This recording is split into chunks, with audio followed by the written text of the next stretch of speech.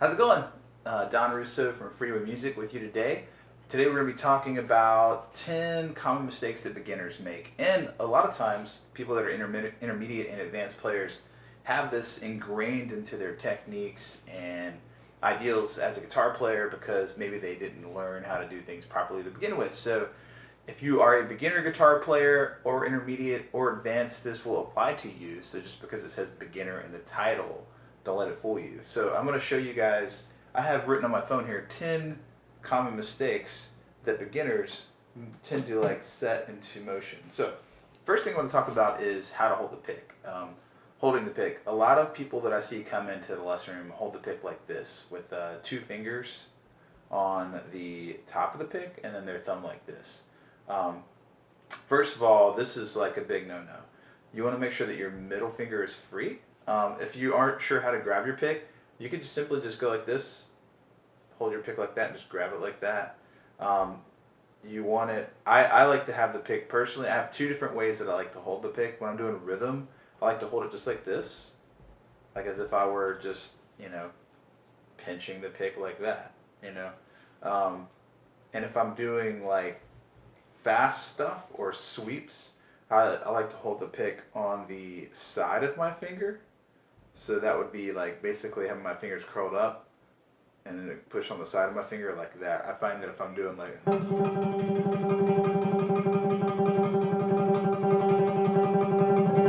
faster picking like that, it's easier to hold on the side of my finger versus if I hold it like this and then I can do like.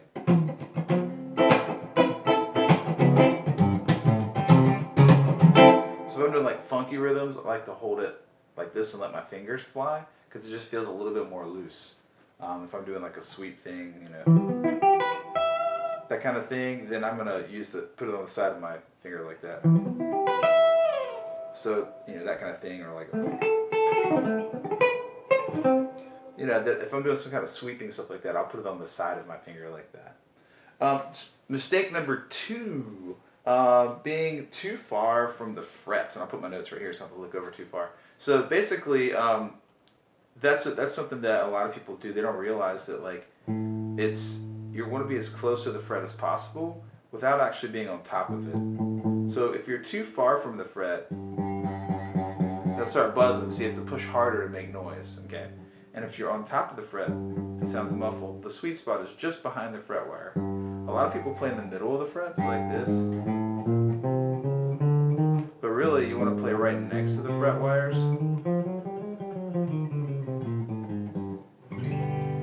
which allows you to not have to press as hard, which leads me to mistake number 3. That is pressing too hard. Every guitar player I've ever seen who's studied on their own for a long period of time presses way too hard. So I'm going to show you a test that one of my friends showed me one time, who was a classical guitarist. And so what I'm going to slide this piece of paper through my strings. Hopefully I can get it done here. There we go. So whenever you press on the guitar, you should be able to slide a piece of paper under your finger like that. So you see how the paper's going on my finger? Push too hard, see how it wrinkles the paper and stops it? So try this at home. You just put the paper under your guitar and just see if you can slide it under your finger like that. And if you can do that, I'm barely pushing and I'm still getting a nice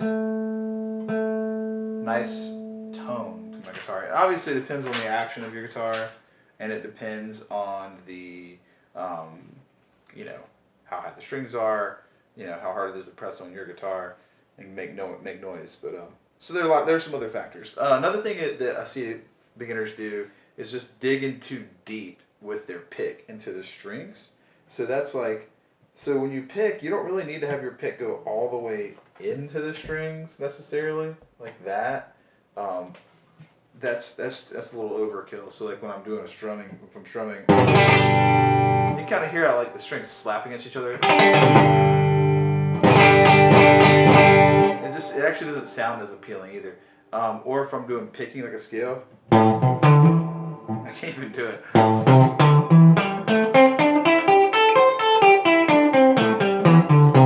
You can hear it's spanky sounding. It's like my pick is digging too far into the strings. So what you want to do is just have your pick be a little bit.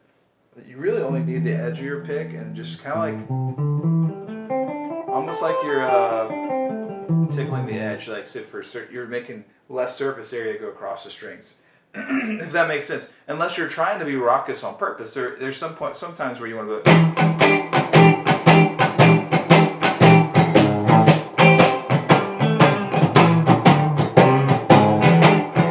If you're trying to get that spanky raucous type sound, then yeah, by all means, like you dig in with your pick. There are times when you want to dig in, like some kind of power chord thing like that, where you want to be raucous. You really want to dig in. But for the most part, a lot of beginner guitar players do that, even though when they're playing like a G chord, like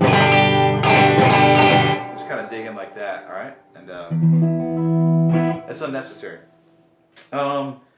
Mistake number 5, I call churning butter.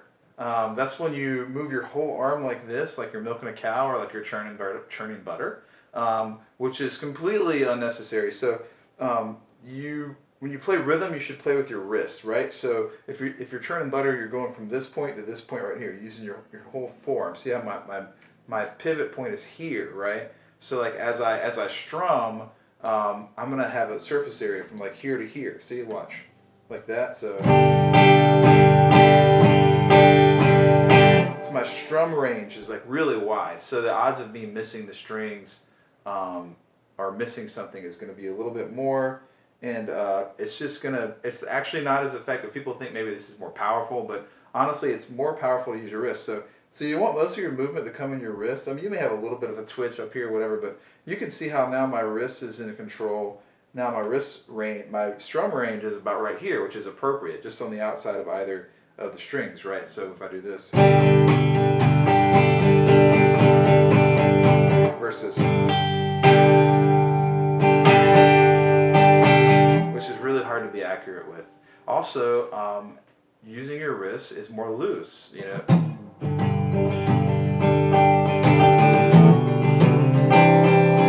versus,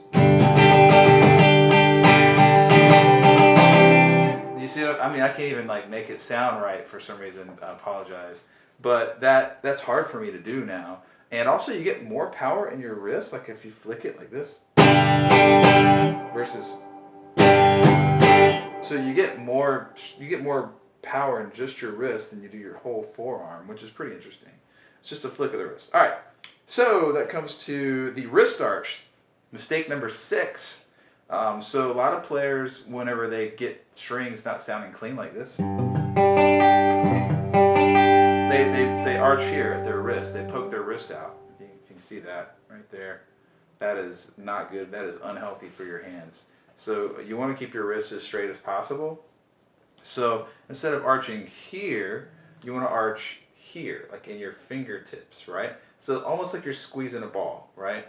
This is how you want to arch, like that, not like this, okay? This is bad for your wrists. This is less effective. This gives you less power. This gives you more power, more strength, and it arches the fingers over good and tall. So if I'm here, if I'm making a little bit of noise, I just roll into my fingertips. And so you'll notice that your fingertip is like a circle, right? It's got like a circular pad, and so you can rotate on it like a circle, like a ball, right? And so and I've been a bad student today. I probably need to cut my fingernails, but that's besides the point. So I'm just gonna roll into my fingertips like this, like that. Just roll right into it. So any chord you're struggling with, it's a very subtle movement. Look, watch. I'm literally just going like that. Just a little tiny movement like that will make all the difference in the world. So stop wrenching your wrist. There's sometimes when you're doing like a crazy arpeggio thing like this, where you kind of have to like move your wrist to get this note here. You have to kind of really reach for it. But for the most part, you shouldn't have to do like that. All right. Mistake number 7, going below 180 with your neck. So this is, I see a lot of guitar players down here, like they have their guitar neck going below 180. So this is 180, right, or whatever, straight across, and they are down here, kind of at an angle like this, right? And what this does is a couple of things. It makes you have to push your wrist out more, which is bad for your wrist. it also puts your hand right next to your leg, so you don't have any room here to operate with. So you're kind of like stuck in here, and your hand sometimes it gets glued to your thigh, which is another mistake that kind of goes hand in hand with this one. So like, and you know, it's just much harder to play when you have less room here and when you have to wrench your wrist like that. So I always elevate my leg that my guitar is on, you know, so I have this leg elevated so that I can have more, so it can be up in my body a little bit more, and I have my neck at least at 180 or higher.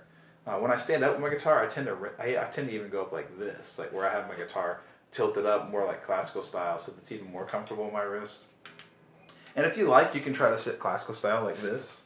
You know, some people like to sit like that, but I don't really enjoy how far out my arm has to go, and I learned how to play this from when I was 12 like this, so this is how I play.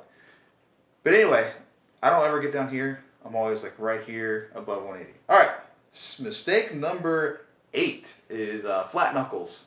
That's basically where you're playing a chord and your knuckles bend in like that. Okay. Now there are times you want your knuckles to bend in, like if you're barring something, perhaps like that. But this is not proper. Like having your knuckles in, it makes for a weaker connection, and also it can make you hit strings, like neighboring strings, like this. Sure, you can make it clear for the most part with these, but if you start buckling these in like this, so you want this goes back, kind of back to like rolling into your fingertips tip. You want your knuckles out for the most part. Like I said, there are times when you're doing a bar where you want it flat, but for the most part, you want your knuckles out. Even when I'm doing a scale,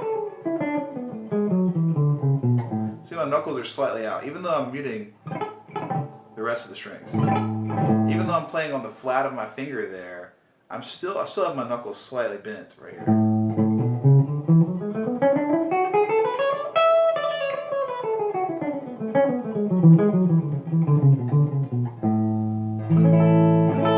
Cool. All right, so that is common mistake number 8.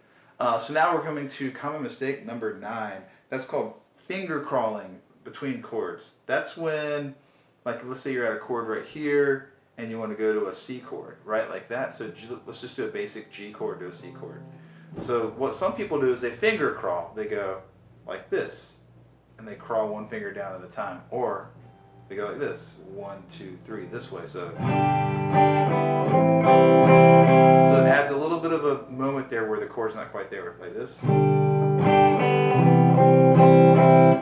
Unless you want to intentionally have that note in there, then that's not correct. So what you want to try to do is see if you can get your fingers moving simultaneously together, so they're moving as a team.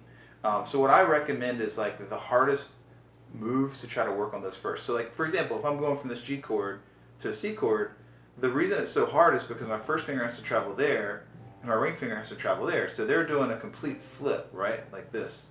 The middle finger isn't going super far, it's just going right there, right? But the first finger is going all the way down here. The ring finger is going all the way up here. So start off with just maybe focusing on your first and your ring finger, right? I'll just do this kind of G for a second. And just focus on getting your first and ring finger into place. Then your middle finger just falls right into place. See? Check it out. And then this way, I go back the other way. I put my first and ring finger into place.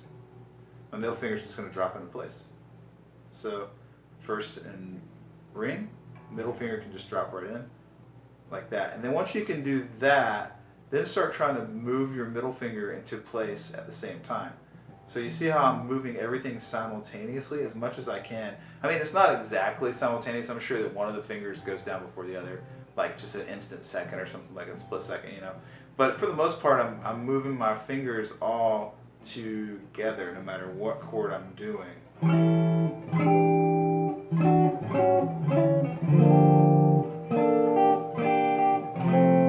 So like whatever you're doing, you see how quick my fingers are moving. That takes some practice, okay? So a really good exercise that I used to do, I used to take like a shape, like this, like 4, 3, 2, 1, and then I would move the 4 to the top string and go 3, 2, 1, 4, and then I would go 2, 1, 4, 3, and then I would go 1, 4, 3, 2. So I'm basically taking that combination of numbers and then I would practice switching between those kind of weird. It doesn't matter what the chords sound like. You're not going for like beautiful chords here. You're just trying to make it so that your fingers can switch effectively between different shapes. But that's a really good exercise. You can change the combination, like you could go 1, 2, 3, 4, 2, 3, 4, 1, 3, 4, 1, 2, like that, and then 4, 1, 2, 3, which is really tough, honestly, because that pinky gets in the way. All right, and then we're down to the last tip of the day, the common mistake number 10, lifting your fingers too high off of the fretboard. So like, let's say I'm doing a scale, like a pentatonic scale.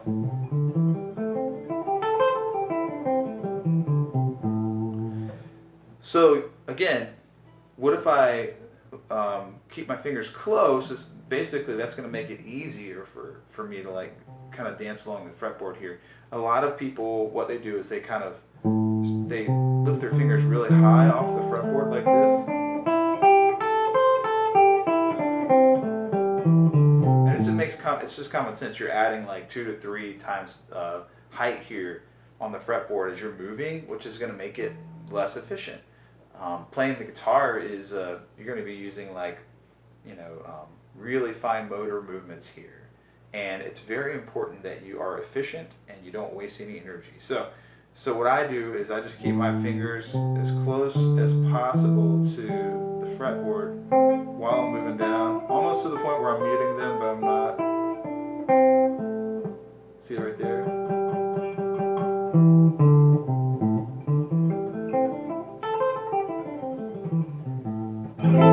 No matter what scale I'm doing, same thing here. Try not to fly out like this. Try not to do that more. See how tight that is?